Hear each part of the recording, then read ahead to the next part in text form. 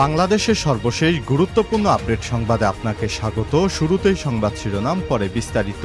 শুরুতেই জানিয়ে দিব, চসিক নির্বাচনে কারচুপি, বিএনপি নেতা ডক্টর শাহাদাতকে মেয়র ঘোষণা। কারচুপির অভিযোগে চট্টগ্রাম সিটি কর্পোরেশন চসিকের নির্বাচন অবৈধ ঘোষণা করেছে আদালত। সেই সঙ্গে বিএনপির মেয়র প্রার্থী ডক্টর শাহাদাত হোসেনকে মেয়র ঘোষণা করা হয়েছে।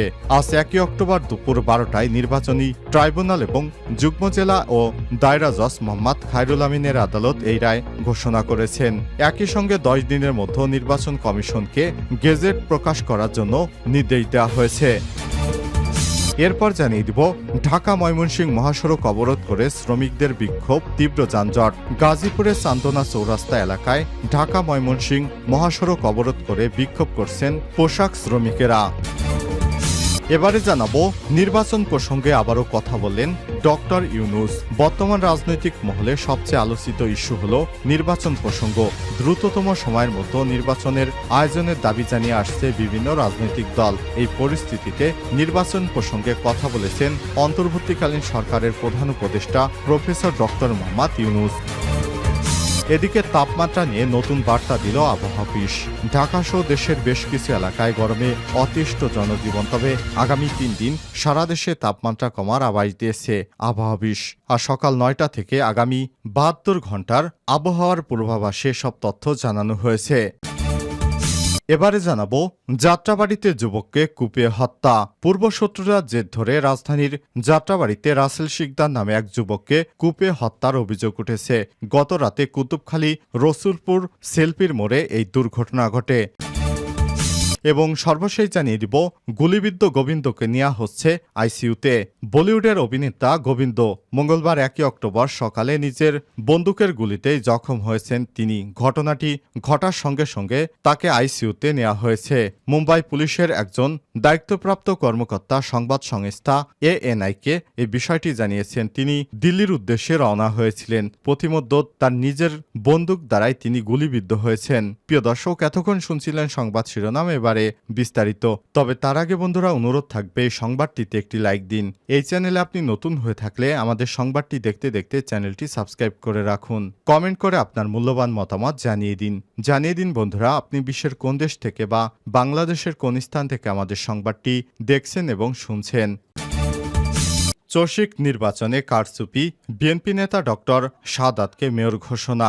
কারচুপির অভিযোগে চট্টগ্রাম সিটি কর্পোরেশন চসিক নির্বাচন অবৈধ ঘোষণা করেছে আদালত। সেই সঙ্গে বিএনপির মেয়র প্রার্থী ডক্টর শাহাদাত হোসেনকে মেয়র ঘোষণা করা হয়েছে। মঙ্গলবার 1 অক্টোবর দুপুর 12টায় নির্বাচনী ট্রাইব্যুনাল এবং যুগ্ম জেলা ও দায়রা জজ মোহাম্মদ খায়রুল আমিনের আদালত এই রায় ঘোষণা করেন। একই সঙ্গে 10 দিনের মধ্যে নির্বাচন কমিশনকে গেজেট প্রকাশ করার জন্য নির্দেশ দেওয়া হয়েছে।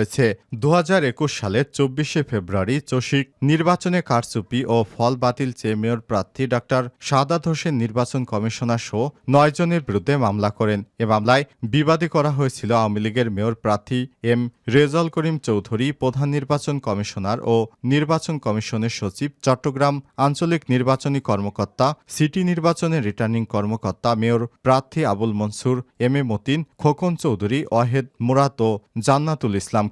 মামলার এজাহার থেকে জানা গিয়েছে, নৌকা প্রতীক পাওয়ার পর থেকে চসিক কর্মকর্তা রেজাউল করিমের সঙ্গে যোগাযোগ শুরু করে দিয়েছিলেন। এ থেকে বোঝা যায় নির্বাচনের নামে ওই দিন শুধু আনুষ্ঠানিক কর্মকাণ্ড সম্পন্ন হয়েছে। এ কারণে নির্বাচনে ভোটের হিসাবে চেয়ে এখনও পাওয়া গিয়েছিল শুধুমাত্র যারা নির্বাচন নিয়ন্ত্রণ করেছিল তাদের অধীনে নির্বাচনে প্রার্থী নির্বাচিত করা হয়েছিল। কোনো কেন্দ্র থেকে ইভিএম প্রিন্ট কপি দেওয়া হয়নি। ভোটের দিন দুপুর পর্যন্ত 4 থেকে 6% ভোট পড়ে, কিন্তু ভোটের হিসাব দেখানো হয়েছিল 22%।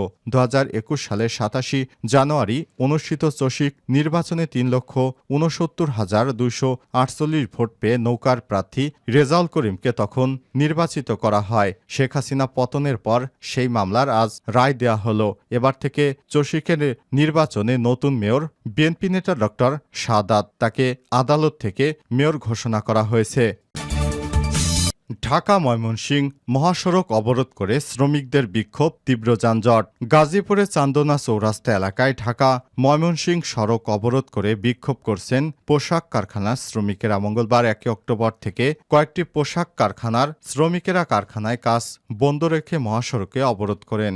জানা যায়, গাজীপুরের চৌরাস্তা এলাকায় ডিলাক্স ফ্যাশন লিমিটেড কারখানার শ্রমিকদের গত 3 মাস আগে মালিক নোটিশ দিয়ে কারখানা বন্ধ করে চলে যায়। শ্রমিকদের 3 মাসের বকেয়া বেতন না দেয় শ্রমিকরা এই আন্দোলন করছেন। মঙ্গলবার সকালে শ্রমিকেরা আশপাশের বেশ কয়েকটি কারখানায় গিয়ে শ্রমিকদের কাজ বন্ধ রেখে তাদের আন্দোলনের সঙ্গে যোগ দেওয়ার আহ্বান জানায়। এক পর্যায়ে চান্দনা চৌরাস্তা এলাকার আশপাশে বেশ কয়েকটি কারখানার বিশৃঙ্খলা এড়াতে শ্রমিকদের ছুটি দিয়ে দেয়। পরে কারখানাটির শ্রমিকেরা ঢাকা ময়মনসিংহ মহাসড়কে এসে সড়ক অবরোধ করে সব ধরনের যান চলাচল বন্ধ করে দেয়। ঢাকা ময়মনসিংহ মহাসড়কে যানজটের প্রভাবে বেশ কয়েক কিলোমিটার এলাকা তীব্র যানজটের সৃষ্টি হয়েছে।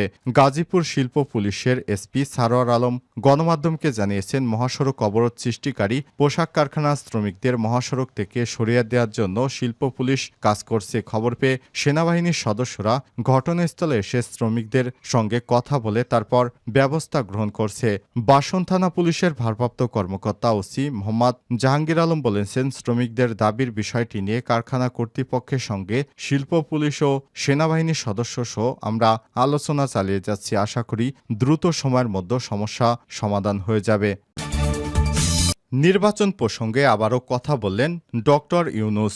বর্তমানে রাজনৈতিক মহলে সবচেয়ে আলোচিত ইস্যু হল নির্বাচন প্রসঙ্গ। দ্রুততম সময়ের মধ্যে নির্বাচন আয়োজনের দাবি জানিয়েছে রাজনৈতিক দলগুলো। এমন পরিস্থিতিতে নির্বাচন প্রসঙ্গে মার্কিন সংবাদ মাধ্যম এনপিআরের মুখোমুখি হয়েছেন অন্তর্বর্তীকালীন সরকারের প্রধান উপদেষ্টা ডক্টর মোহাম্মদ ইউনূস। সেখানে এ বিষয়ে জবাবও দিয়েছেন তিনি। গতকাল মার্কিন সংবাদ মাধ্যম এনপিআরের এক প্রতিবেদনে সব তথ্য জানানো হয়েছে।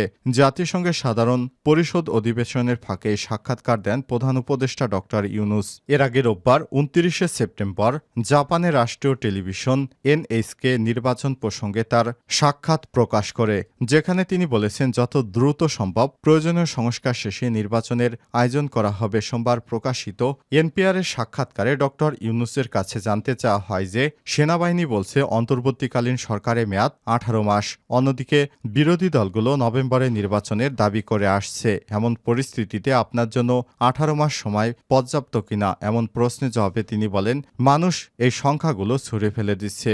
যত মাস বা বছর প্রয়োজন জনগণ দিতে প্রস্তুত রয়েছে। কেউ কেউ আবার বলছেন যে এটি দ্রুত করা উচিত, কারণ আপনি যদি দীর্ঘ এবং দীর্ঘায়িত করেন তাহলে আপনি অজনপ্রিয় হবেন এবং সবকিছু এলোমেলো হয়ে যেতে পারে। আবারও কেউ কেউ বলছে না, আপনার সংস্কার শেষ করতে হবে, সুতরাং আপনি এই দীর্ঘ সময় ধরে থাকুন, কারণ আমরা সবকিছু ঠিক না করে বাংলাদেশ 2.0 যেতে চাই না। তাই এ নিয়ে বিতর্ক চলছে। এ সময় তিনি বলেন, সংস্কার দুই অর্থ এটাই, আমরা পুরনো স্টাইলে ফিরে যেতে চাই না। তাহলে এত জীবন দেওয়ার কি অর্থ থাকলো? এখন কোনো মানে নেই, কারণ আমরা যা করেছি সবকিছু ধ্বংস করেছি। তাই আমাদের একটি নতুন নির্মাণ কাজ শুরু করতে হবে এবং এ সংস্কার শেষেই তারপর নির্বাচন দেওয়া হবে। তাপমাত্রা নিয়ে নতুন বার্তা দিল আবহাওয়া অফিস। ঢাকাসহ দেশের বেশ কিছু এলাকায় অতিষ্ঠ জনজীবন গরমের কারণে। তবে আগামী 3 দিন সারা দেশে তাপমাত্রা কমার আভাস দিয়েছে আবহাওয়া অফিস। মঙ্গলবার 1 অক্টোবর সকাল 9টা থেকে পরবর্তী 72 ঘন্টার আবহাওয়ার পূর্বাভাসে সব কথা জানানো হয়েছে।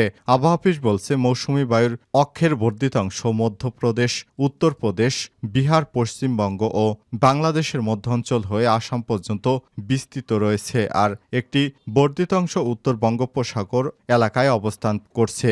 মৌসুমী বায়ু বাংলাদেশের উপর মোটামুটি সক্রিয় এবং উত্তর বঙ্গোপসাগরে মাঝারি অবস্থানে রয়েছে। এদিন 1 অক্টোবর সকাল 9টা থেকে পরবর্তী 24 ঘন্টায় ঢাকা, বরিশাল, চট্টগ্রাম ও সিলেট বিভাগের অধিকাংশ জায়গায় এবং রংপুর, রাজশাহী, ময়মনসিংহ ও খুলনা বিভাগের অনেক জায়গায় অস্থায়ীভাবে দমকা হাওয়া, হালকা থেকে মাঝারি ধরনের বৃষ্টি অথবা বজ্রসহ বৃষ্টি হতে পারে। সেই সঙ্গে দেশের কোথাও কোথাও মাঝারি ধরনের ভারী থেকে অতি ভারী বর্ষণও হতে পারে। সারা দেশে দিন এবং রাতের তাপমাত্রা 1 থেকে 2 ডিগ্রি সেলসিয়াস হ্রাস পেতে পারে। বুধবার 2 অক্টোবর আবহাওয়ার পূর্বাভাসে বলা হয়েছে, এদিন সকাল 9টা থেকে পরবর্তী 24 ঘন্টায় রংপুর, ঢাকা, ময়মনসিংহ, বরিশাল, চট্টগ্রাম ও সিলেট বিভাগের অধিকাংশ জায়গায় এবং রাজশাহী ও খুলনা বিভাগের অনেক জায়গায় অস্থায়ী দমকা হাওয়া সহ হালকা থেকে মাঝারি ধরনের বৃষ্টি অথবা বজ্রসহ বৃষ্টি হতে পারে। সেই সঙ্গে দেশের কোথাও কোথাও মাঝারি ধরনের ভারী থেকে অতি ভারী